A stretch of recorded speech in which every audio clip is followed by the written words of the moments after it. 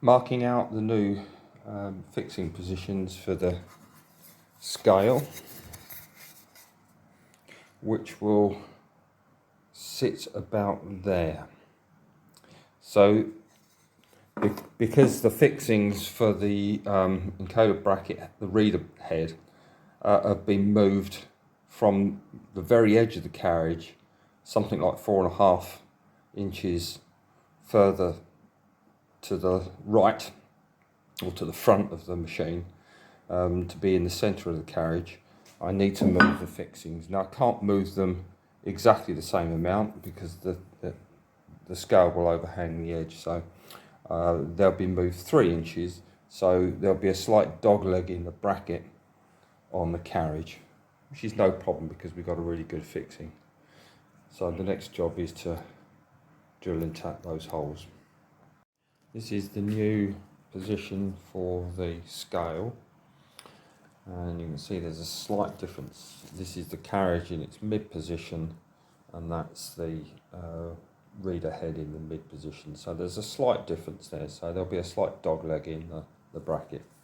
I could have moved the scale right up, but I purposely didn't want it right at the end. More chance of it getting caught. So, and since I've got to make this bracket anyway, I can make it any damn shape I like, not a problem. Definitely a lot better solution than previously, which was when the thing was over there, mounted on that poxy little land. That'll be much stronger. All of these parts now have been thoroughly rubbed down and degreased. This has had a coat of primer. I'm going to give it another coat, and also these parts here. This is the drawer front for the mill stand, and this is another one of those things where you think, how can you get it that bad unless you're really trying? So now I've got the main parts of the mill prepped, painted and looking nice. The tray there is done, the carriage and tables are done. I've turned my attention to the stand, which is also pretty rubbish. They've not used any primer, and the paint's coming off here. So fortunately there's no rust, so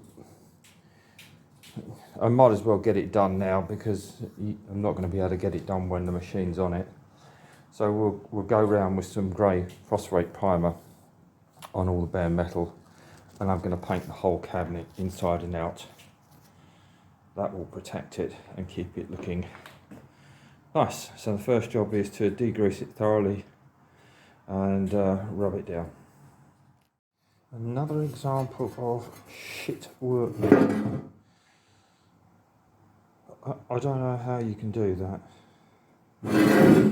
It doesn't make any difference, it's only a cover, but it offends my sensibilities.